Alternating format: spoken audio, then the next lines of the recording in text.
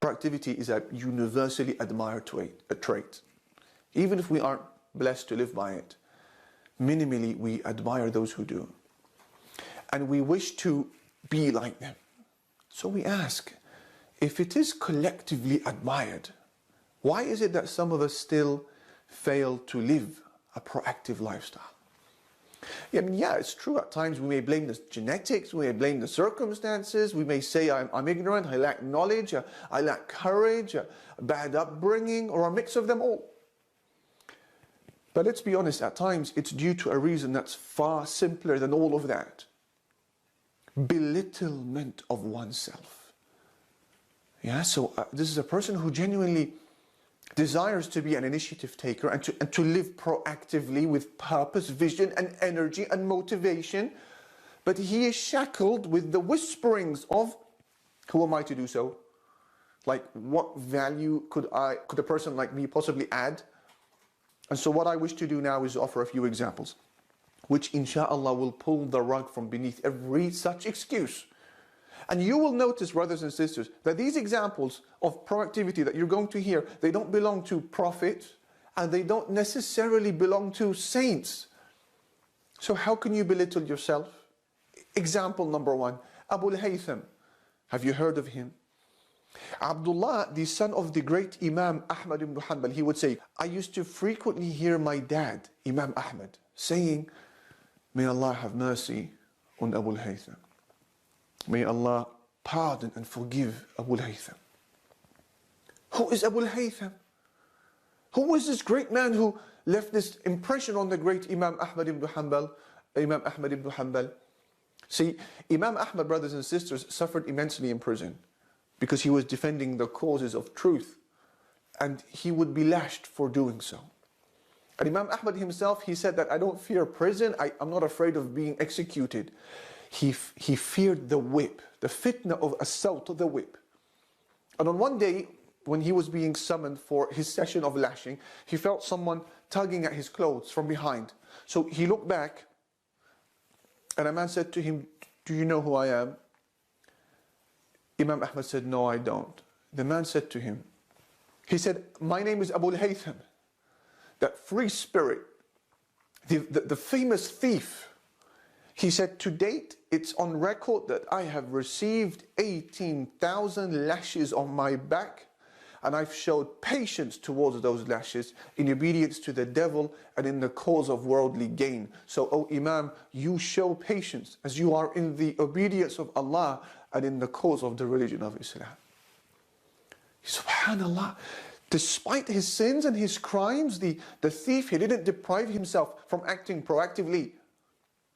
As a result, his words would have a tangible effect in strengthening Imam Ahmad, and he qualified himself for dua from the Imam, which we envy him for. And the books of history have eternalized the words of Abu al-Haytham because of a single moment of proactivity that he courageously took. So on what basis do you belittle yourself?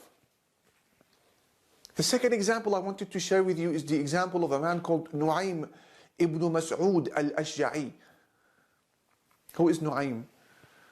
Well, in year 5 after the Hijrah, the Jewish community assembled an alliance for the purpose of doing away with the Muslim presence once and for all in Medina. The alliance was formed. Abu Sufyan and his army of pagans, they arrived at the northwest of Medina, and the tribe of Ghatafan, mercenaries, they arrived to the northeast of Medina with an army of around 10,000 men. This number, by the way, 10,000 fighters, the Arabs had never seen it before in their lives. It was a harrowing moment of fear. The situation was really dire. The Jewish communities was managing the event. The pagans of Mecca were participating. The ruthless mercenaries of Ghatafan, they had arrived. The siege around Medina was complete. And the hypocrites within Medina were spreading all sorts of propaganda. And the Muslims were, according to the Quran, their hearts had reached their throats. They were terrified. And in the midst of all of this, something amazing would happen that would begin to change the course of events. a new Muslim would act proactively. This is our hero, Nu'aym ibn Mas'ud al-Ashja'i. He left the lines of the pagans, crossed over into Medina, embraced Islam, and immediately he said to the Prophet Muhammad sallallahu alaihi wasallam, Messenger of Allah, instruct me to do as you wish. And so the Prophet sallallahu alaihi wasallam said to him, he said, look, you are just one man. And so if you are able to create disunity in the lines of the alliance, then do so, because war by its nature is deception. And so without delay, he started to devise an ingenious plan. And he successfully managed to sow the seeds of discord and unity in their lines, which would end up playing a key role in breaking apart their entire coalition, causing them to march away from Medina. Why? Because of a single moment of proactivity at the hands of a person who was, Islamically speaking, only a few hours old, brand new Muslim. So I ask you, dear brother, dear sister, on what basis do you belittle yourself? How can you use that as an excuse to not act proactively? The third of those examples I wanted to share with you belongs to an ant. This example of proactivity doesn't belong to a human being. It's in tribute to an ant which lived during the time of Prophet Sulaiman alayhi salatu wasalam. Allah Almighty, He said, describing the kingdom of Sulaiman, Allah said, the soldiers of Sulaiman were assembled for him, soldiers from the jinn and men and birds, all gathered for him, and they were marching in rows. Can you imagine this type of kingdom, dear brothers and sisters? This was not normal prophethood. A man who had, by Allah's permission, control of the winds, the subservience of the jinn, understanding of the language of the animals, and a prophet whose kingdom was quite simply unheard of in the entire human experience. This is who Sulaiman was. And on one of those days, as he marched on with his assembly, an ant realized that they were coming, and so it feared that they would be crushed, and so it took a proactive role. Allah Almighty said, when they finally arrived at the valley of the ants, "O ants, enter your homes, lest you may be crushed by Sulaiman and his people or his soldiers without them realizing." Now think about it. This ant could easily have taken to a corner to save itself. No, but it decided to do more. Prophet Sulaiman therefore would hear the words of this ant, and as a result, the entire community of ants would be saved. Why? Because of the proactive role that was played by just one of those ants. A story which you and I would have never noticed, by the way. Yeah, we would have never known that this story ever happened had the Quran not documented it for us to recite. But this is the nature of proactivity, you see. Yeah, the story will be captured by the Quran, even if the star of the show was an ant. Proactivity is dear to Allah. So how can you belittle yourself? The fourth and final example I wanted to share with you is that of a hoopoe bird. On one day, Prophet Sulaiman noticed an absentee from his gathering. The hudhud, or in English, the hoopoe bird. Allah Almighty, Allah said the hoopoe bird didn't stay for long.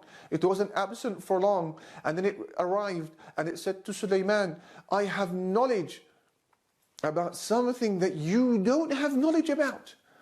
And I have come to you from Saba, Sheba, Yemen, with certain news." "Oh bird, what did you see?" The bird, it said, "I found a woman who was ruling them. And she was given something from all things. And she has a huge throne. I saw the bird said, "I saw her and her people prostrating to the sun instead of Allah. And Shaitan had made their deeds pleasing to them, and he had turned them away from his way, and so they are not guided." The bird is complaining that this community was prostrating to other than Allah Jalla Jalaluh. Upon hearing this, Prophet Sulaiman would immediately take steps to guide them to Islam, steps which would eventually result in the guidance of this queen and her entire sun worshipping community. All because of what? all of which stemmed from the proactive role which a single bird played. So there you have it. Examples of proactivity that inspired Imams to stay steadfast, that drove away enemies and broke an alliance from Medina, that saved entire communities from destruction and saved other communities from the hellfire at the hands of what and who? At the hands of a thief, at the hands of a new Muslim, at the hands of an ant, at the hands of a bird. So with this we can really conclude that those who, despite hearing all of that, still insist that they've got nothing to offer, they have no reason to be proactive, that person may in fact be accusing Allah Almighty of not giving them the necessary resources needed to attain the highest grades in paradise. And this is nothing short of bad expectations of Allah. Is this your expectation of Allah? Brothers and sisters, proactivity has always been and will always be the fuel of the Dawa and reformation and revival and change. It is that vehicle that delivered Islam to Persia and Rome and Africa and the rest of the world. It was proactivity. Our history as Muslims describes a people of phenomenal proactivity, which included the old and the young, the fit, the handicapped, the male, the female, the scholar, the uneducated. Allah Almighty alone knows of just how many people were heading for a nosedive into hell, if it wasn't for certain proactive people who pulled them out. And only Allah knows how many talents and skills would never have been discovered if it wasn't for certain proactive people who uncovered them in these people and then channeled these skills for the cause of Islam. And only Allah Almighty knows how many communities who were oppressed, subjugated, who would never have been liberated had it not been for certain proactive people like yourselves who decided to carry this burden for the sake of Allah subhanahu wa ta'ala. Indeed, as Dr. Stephen Covey, he said that we're not the product of our circumstances. We are the product of our decisions. And with paradise as a prize, our decision must be to live a life of motivation and vision setting and unlimited proactivity. I hope you will start preparing, dear brothers and sisters. Assalamu alaikum, brothers and sisters. Hope this video was helpful for you. This may help others too, so please consider sharing, and we will bring more videos in the future, inshallah. So consider subscribing and you won't miss any. Jazakallahu khairan.